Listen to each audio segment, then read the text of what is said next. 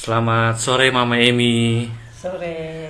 Mama Emi, bisa cerita sedikit mengenai kegiatan aktivitas menenun di tempatnya Mama Emi? Iya, jadi kegiatan menenun ini bukan baru saja terjadi ya. Sebenarnya ini adalah bagian dari apa yang disebut kreativitas masyarakat basis, terutama perempuan dan anak, eh, yang digagas oleh dua gerakan, yaitu gerakan teman-teman yang ada di Hanap ya. Komunitas Hanap itu komunitas yang memang bekerja bersama-sama dengan pekerja rumah tangga, dan juga yang sudah cukup lama, yaitu Rumah Kreatif Panjarum, yang sebenarnya awal-awal tuh kegiatannya lebih kepada kebun organik ya di sini. Lalu kemudian ketika adik Yuli Benu bergabung dengan kami, kami kemudian mendapat ide yang luar biasa, karena kebetulan juga kami punya relasi yang baik dengan Mama Marian Cekamu. Dia adalah seorang penyintas TPPO, tindak pidana perdagangan orang, yang selama ini kami bekerja bersama dia dalam advokasi dan lain-lain, terutama kasusnya ya. Dan ternyata dia mempunyai keterampilan menenun yang luar biasa ya, terutama yang modelnya lutis dan buna. Itu ciri khas tenunan-tenunan yang ada di daratan timur. Ada beberapa juga tenunan ikat. Dan kami berpikir ketika melihat hasil karya beliau, kami kemudian mendapat ide, bagaimana kalau kita melatih perempuan-perempuan muda siapa saja yang ingin tahu tentang keterampilan menenun, terutama perempuan-perempuan muda dari NTT.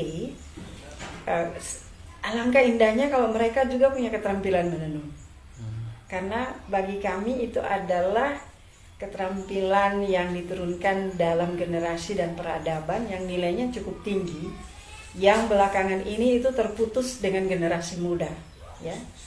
Dan dihubungkan dengan pengalaman Mama Mariance, saya membayangkan bahwa ada banyak perempuan-perempuan yang memang punya bakat menenun, yang belum diberikan ruang yang baik untuk istilahnya menaikkan pendapatan ekonomi keluarga. Akhirnya mereka harus pergi jauh ke negeri orang dan bekerja secara berisiko ya. Itu salah satu misi dari kegiatan kami, sehingga ada kelompok pertama kami coba menjaring anak-anak muda yang memang garis-garis muda, yang ada sebagian dari SMK, bergabung dengan ada beberapa yang dari tetangga sekitar sini. Itu banyak sekali yang bekerja sebagai pekerja rumah tangga dengan waktu yang memang bervariasi. Kami fleksibel menyiapkan waktu untuk mereka bisa menenun, dan kami menyiapkan ada alat-alat tenunnya, lalu kemudian benang-benang yang sesuai dengan favorit mereka. Jadi itu adalah sebuah kegiatan kreatif yang tidak begitu kaku dan menuntut kerja istilahnya kejar tayang, tapi betul-betul kami memberikan ruang untuk mereka mengembangkan bakat-bakat alami yang ada dalam peradaban mereka, untuk mengembangkan keterampilan terutama menenun ini. Siapa tahu itu juga merupakan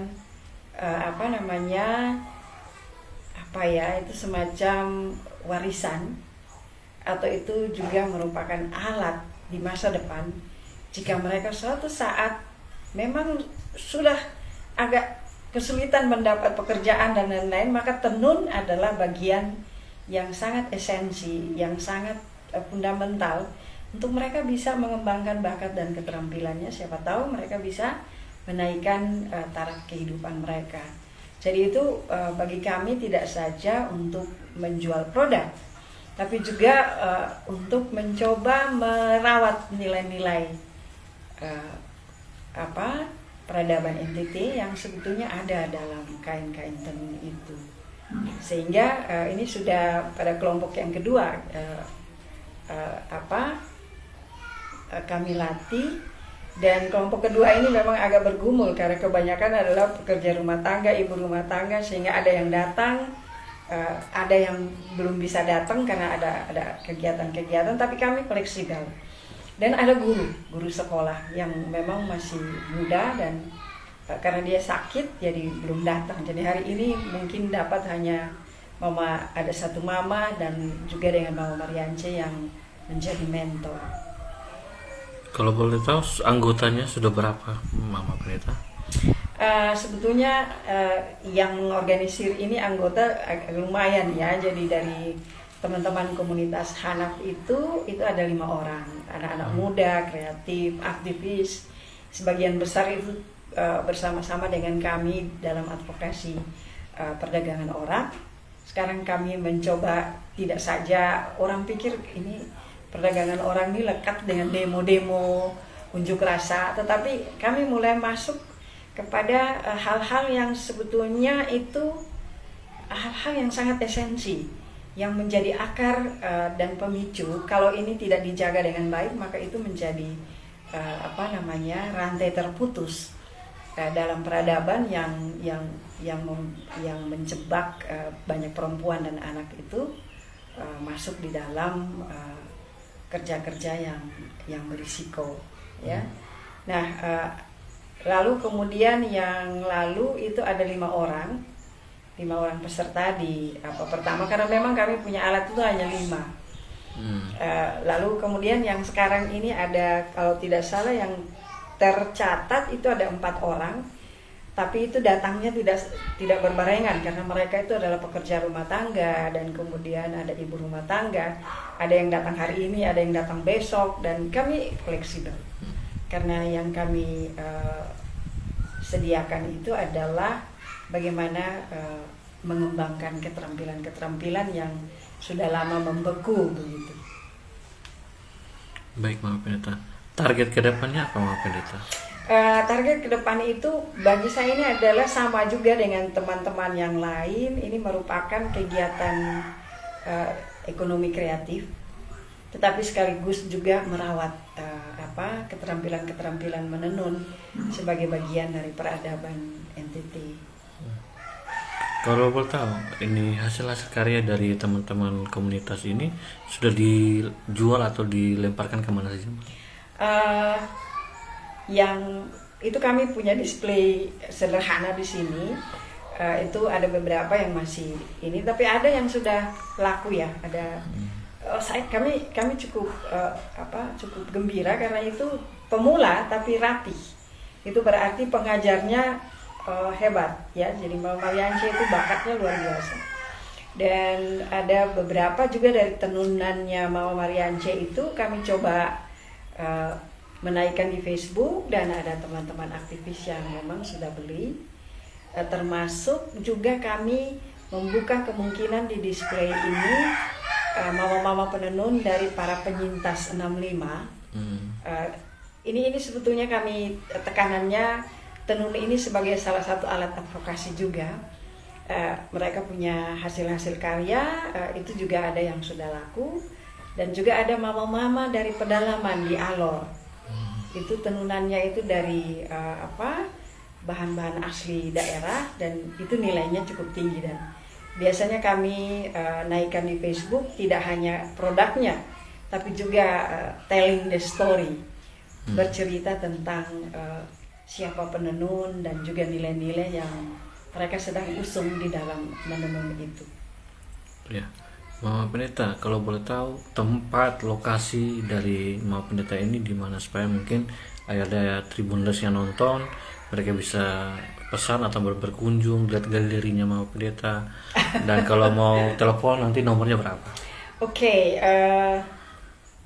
rumah saya tidak terlalu sulit dijangkau karena dia di Bakunase, desa Bakunase. Itu desa yang juga terkenal dengan alamnya yang masih segar, masih hijau. Jadi datang melihat daerah kami sekaligus menikmati situasi yang begitu segar ya. Dan salah satu spotnya itu disebut Panjarum. Oh, Ini Panjarum. spotnya, itu dia di dekat gereja Rehoboth Bakunase. Nanti ke situ saja ditanya. Biasa titik itu yang kami pakai sebagai titik alamat karena dia yang tercatat resmi di situ ya. Dan nanti mereka akan membawa ke sini untuk kita sama-sama melihat. Jadi datang di Panjarum tidak hanya untuk melihat hasil karya tenun saja, tapi juga menikmati alam di sini. Karena sawah yang hijau dan lain-lain itu biasanya saya naikkan sebagai ikon dari Panjarum bersama-sama dengan sarung-sarung dan tenunan-tenunan yang perpustakaan saya jadikan semacam display sederhana dari teman-teman punya hasil karya, di samping sarung-sarung yang lain juga kami jejerkan di situ. Kalau mau kontak Mami gimana nomor? Oh ya, nomor kontak saya 0812 381 75549. Sekali lagi Mami. 0812 381 75549. Oke. Itu kontak publik, itu bisa di situ. Ya. Baik, Mama Emi, mungkin yang terakhir mungkin pesan untuk mama-mama atau komunitas atau mungkin yang lagi nonton kayak mau bergabung bagaimana? Ya, sebetulnya kami merindukan banyak yang mau bergabung karena ini di samping mengembangkan ekonomi kreatif, tetapi juga di balik itu adalah kami bersama-sama akan mengadvokasi nilai-nilai peradaban NTT yang ada di dalam tenunan. Saya sangat yakin bahwa ini juga bagian dari barisan ekonomi kreatif dengan basis tenunan dan juga ekonomi kreatif lain yang dikembangkan di NTT. Kita ikut di dalam derap untuk sama-sama menaikkan dan kemudian memperkenalkan nilai-nilai dalam tenun itu sebagai peradaban NTT yang harus dijaga, dirawat, dan diperkenalkan. Baik Mami, terima kasih untuk sharingnya. Selamat sore. Sore.